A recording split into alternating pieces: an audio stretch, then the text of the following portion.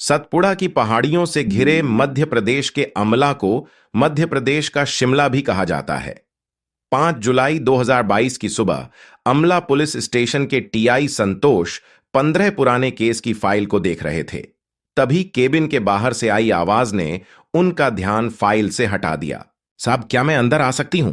दरवाजे पर एक अधेड़ उम्र की महिला अपने पति के साथ खड़ी थी। उन्हें देखते ही टीआई ने कहा, आइए अंदर आ जाइए, कहिए कैसे आना हुआ।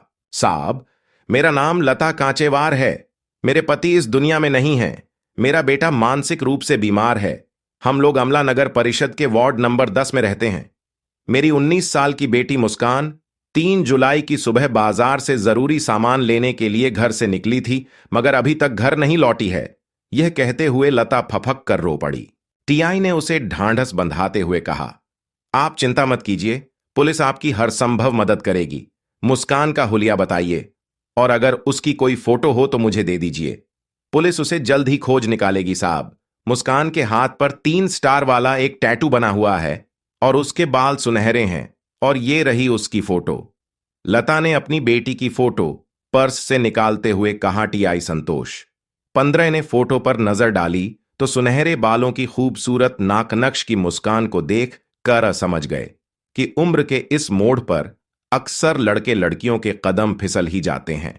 यदि तुम्हें किसी पर शक हो तो खुलकर बताओ, पुलिस तुम्हारे साथ है। टीआई ने कहा, साहब, मेरी बेटी कभी घर और दुकान के अलावा कहीं नहीं जाती थी। किसी लड़के के साथ उसकी दोस्ती भी नहीं थी साहब। पिछले 2 सालों से वह अमला के कृष्णा ज्वेलर्स के यहां सेल्स गर्ल का काम कर रही है, लता ने टीआई को बताया। टीआई ने मुस्कान की जल्द ही पतासाजी का आश्वासन देते हुए लता को घर जाने को कहालता जानती थी कि मुस्कान अक्सर खरीदारी के लिए कृष्णा ज्वेलर्स के मालिक पुनीत सोनी के साथ नागपुर आती जाती थी और कई बार काम के सिलसिले में वहीं होटल में रुक भी जाती थी। लेकिन अब तो उसका पता ही नहीं चल पा रहा था। दूसरे दिन सुबह तक मुस्कान न तो घर लौटी और न ही उससे फोन पर संपर्क हो पाया। तो लता ने कृष्णा ज्वेलर्स के मालिक पुनीत सोनी को फोन लगाकर बेटी के संबंध में जानकारी ली। पुनीत ने लता को बताया कि मुस्कान तो कल दुकान पर आई ही नहीं थी। इतना ही नहीं, पुनीत ने यह भी बताया कि वह 2-3 दिन छुट्टी पर जाने की बात भी कह रही थी। पुनीत की बातें सुनकर लता के पैरों तले से जमीन खिसक गई। उसे समझ नहीं आ रहा था कि आखिर मुस्कान कहां चली गई। उधर पुलिस ने मुस्कान की गुमशुदगी दर्ज करने के बाद उसकी पतासाजी के लिए सोशल मीडिया पर उसकी सूचना प्रसारित कर दी।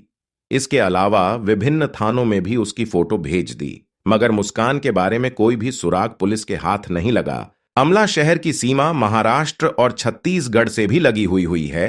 ऐसे में आपराधिक घटनाओं की सूचनाओं के आदान प्रदान के लिए पुलिस विभाग का अंतर्राज्यीय व्हाट्सएप ग्रुप बना हुआ है। 7 जुलाई 2022 को उसी व्हाट्सएप ग्रुप में नागपुर काटोल पुलिस ने एक नौजवान युवती की लाश मिलने की पोस्ट शेयर की तो बैतूल जिले की एसपी सिमाला प्रसाद की नजर उस पोस्ट पर ठहर गई। वह लाश महाराष्ट्र के नागपुर के पास काटोल पुलिस थाने के अंतर्गत 4 गांव इलाके में ईंट भट्ठे के पास मिली थी।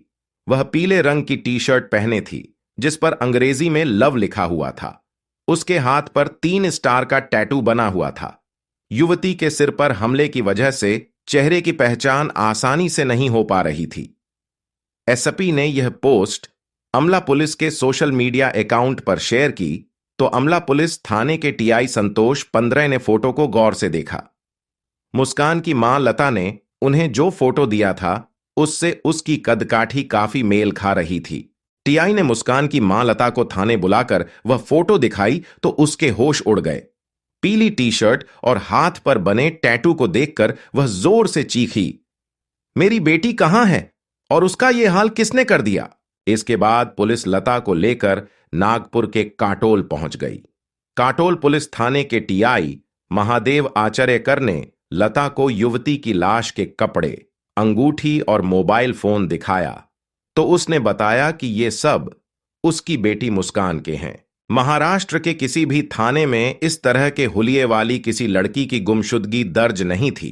इस वजह से पुलिस ने अंदाजा लगाया कि युवती शायद पड़ोसी राज्यों में से किसी शहर की रहने वाली हो। इस पर नागपुर क्राइम ब्रांच ने मध्य प्रदेश, छत्तीसगढ़ आदि राज्यों की पुलिस से संपर्क किया और फोटो सोशल मीडिया पर शेयर कर दी। पोस्टमार्टम के बाद लाश की शिनाख्त न होने से काटोल पुलिस ने लाश दफना दी थी। नागपुर ग्रामीण पुलिस के काटोल थाने में मुस्कान की हत्या का मामला कायम कर लता से पूछताछ की और मुस्कान के मोबाइल में मिले फोटो के आधार पर यह बात सामने आई कि मुस्कान का प्रेम प्रसंग कृष्णा ज्वेलर्स के मालिक पुनीत सोनी से चल रहा था। लिहाजा काटोल पुलिस केस की जांच के लिए अमला आ गई। पुलिस ने पुनीत सोनी से मुस्कान की हत्या के संबंध में पूछताछ की तो पहले तो वह पूरे घटनाक्रम से अनजान बना रहा। पुलिस ने जब उसके मोबाइल की कॉल डिटेल्स रिपोर्ट सामने रखी तो वह बगलें झांकने लगा। पुलिस ने उसके शोरूम पर काम करने वाले 17 साल के किशोर अन्नू से पूछताछ की तो वह डर गया और उसने पल भर में ही पूरे रहस्य से पर्दा हटा दिया। पुलिस टीम ने पुनीत से सख्ती से पूछताछ की तो मुस्कान की हत्या की सारी कहानी सामने आ गई। अमला के सरदार वल्लभ भाई पटेल वार्ड में रहने वाली मुस्कान महत्वाकांक्षी थी, मगर परिवार की माली हालत के चलते उसे हायर सेकेंडरी परीक्षा पास करते ही सेल्स गर्ल की नौकरी करनी पड़ी। कोरोना काल में मुस्कान के पिता की मौत हो जाने के बाद परिवार की माली हालत खराब हो गई थी। मुस्कान का बड़ा भाई आपराधिक किस्म का था, आए दिन उसके झगड़े होते रहते थे। इसी के चलते पिछले साल उसका किसी ने मर्डर कर दिया था। बड़े भाई की मौत के बाद घर चलाना मुश्किल हो गया था। ऐसे में मुस्कान कृष्णा ज्वेलर्स शोरूम पर सेल्स गर्ल की नौकरी करने लगी। मुस्कान को कृष्णा ज्वेलर्स शोरूम पर काम करते हुए बमुश्किल महीना भर ही बीता था, मगर इस एक महीने में ही उसे एक बात साफ समझ में आ गई थी कि शोरूम के मालिक पुनीत की नजरें उसे ही घूरा करती हैं। 28 साल का पुनीत सोनी अपने पिता सुनील सोनी की इकलौती संतान होने के साथ हैंडसम भी था। मध्य प्रदेश के बैतूल जिले में अमला नगर परिषद की गणेश कॉलोनी में रहने वाले पुनीत का ज्वेलरी का कारोबार आसपास के इलाकों में खूब चलता है। 19 साल की खूबसूरत मुस्कान जब पुनीत के पास काम मांगने आई तो वह पहली ही नजर में पुनीत के दिल में उतर गई। वैसे तो पुनीत शादीशुदा होने के साथ एक बेटे का बाप भी था, लेकिन खूबसूरत लड़की को अपने सामने पाकर उसकी चाहत इस कदर बढ़ चुकी थी कि वह अपने आप को रोक नहीं सका। एक दिन शोरूम पर जब ग्राहक नहीं थे तो पुनीत ने अपने दिल का हाल मुस्कान से कह ही दिया, मुस्कान, तुम बहुत खूबसूरत हो। तुम्हें देखता हूं तो मैं अपने दिल को काबू में नहीं रख पाता हूं।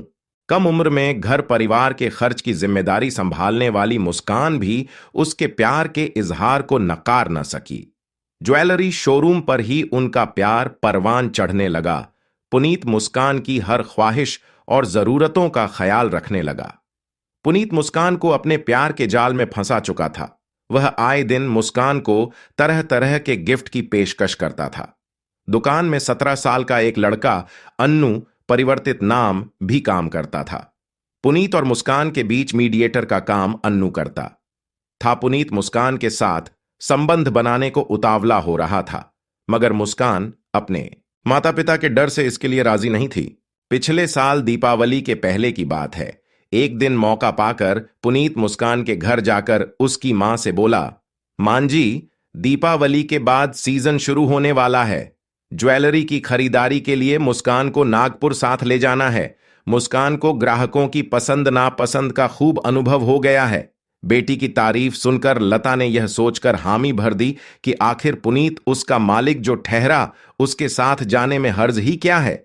मुस्कान के घर वालों की सहमति मिलते ही एक दिन कार से पुनीत और मुस्कान नागपुर के लिए चल पड़े। रास्ते में कार के सफर के दौरान उन्होंने खूब मस्ती की। नागपुर पहुंचकर दिन भर ज्वेलरी की खरीदारी की और पुनीत ने मुस्कान को नए स्टाइलिश कपड़े दिलाए तो उसकी खुशी दोगुनी हो गई। मुस्कान अपने आप पर फख्र कर रही थी कि पुनीत उसका कितना ख्याल रखता है। शाम को एक होटल में कमरा लेकर दोनों ठहर गए। कमरे में पहुंचते ही पुनीत के सब्र का बांध टूट चुका था। उसने मुस्कान को अपनी बाहों में भरते हुए कहा, तुम्हारा प्यार पाने के लिए मैं कब से तड़प रहा था मेरी जान। आज मुझे अपनी प्यास बुझा लेने दो। मुस्कान ने भी हौले से पुनीत के सिर पर हाथ घुमाते हुए कहा, थोड़ा सब्र करो, मैं तो पूरी रात तुम्हारे साथ हूं। मैं भी अपना सब कुछ तुम्हें लुटा दूंगी। प्यार के जोश और वासना की आग में दो जिस्म कब एक जान हो गए, उन्हें पता ही नहीं चला।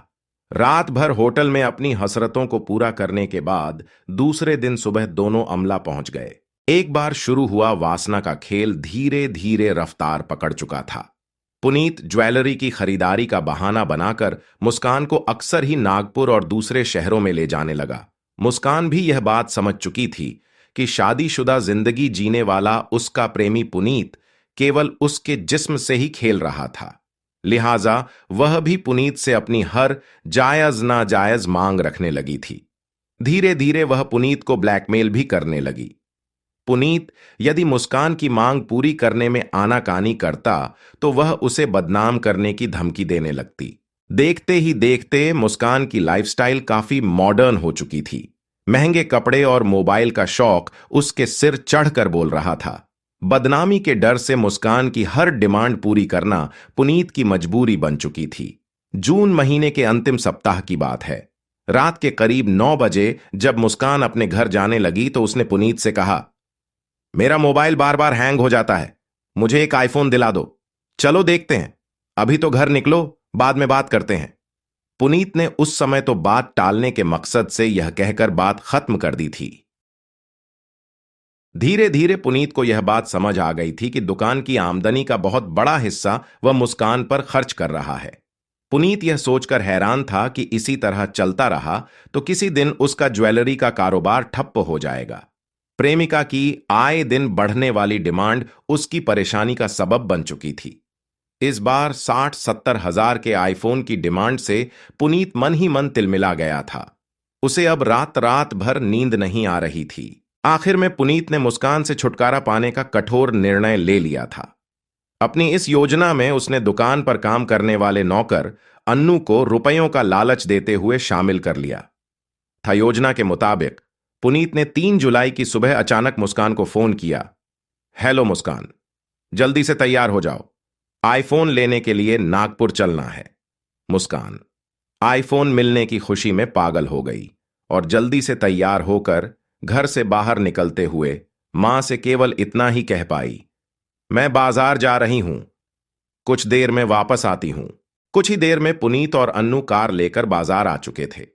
बाजार से मुस्कान को कार में बिठाकर वे नागपुर के लिए रवाना हो गए। कार पुनीत ही ड्राइव कर रहा था और मुस्कान अगली सीट पर बैठी थी, जबकि पिछली सीट पर बैठा अन्नू मोबाइल पर गेम खेलने का नाटक कर रहा था। कार से सफर के दौरान मुस्कान को बियर की पेशकश की गई, लेकिन उसने इनकार कर दिया। पुनीत और अन्नू ने मिलकर शराब पी। कुछ ही घंटों में कार मध्य प्रदेश की सीमा से बाहर निकल चुकी थी। रास्ते में सुनसान जगह पर पुनीत ने कार रोकी और बराबर की सीट पर बैठी मुस्कान के गले में हाथ डालकर प्यार का नाटक करने लगा। इसी दौरान पीछे बैठे हुए अन्नू ने उसका जोर से गला दबा दिया। मुस्कान ने जोर से चीखने की कोशिश की, मगर पुनीत ने उसका मुंह हथेली से बंद कर दिया। कुछ ही देर में जब वह बेहोश हो गई तो दोनों ने उसे कार से बाहर खींच लिया और सड़क पर पड़े पत्थर से उसका सिर कुचलकर मौत के घाट उतार दिया। मुस्कान की लाश को सड़क के किनारे लुढ़काकर दोनों कार से अमला वापस आ गए। पुनीत ने मुस्कान की ब्लैकमेलिंग से तंग आकर उसे प्रदेश के बाहर खत्म करने की योजना इसलिए बनाई ताकि किसी को उस पर शक न हो, मगर पुलिस की नजरों से वह ज्यादा दिन तक बच नहीं सका। महाराष्ट्र के काटोल पुलिस के टीआई महादेव आचरेकर और मध्य प्रदेश के अमला पुलिस के टीआई संतोष 15 की सूझबूझ से 11 जुलाई को मुस्कान की हत्या के रात से पर्दा हट गया।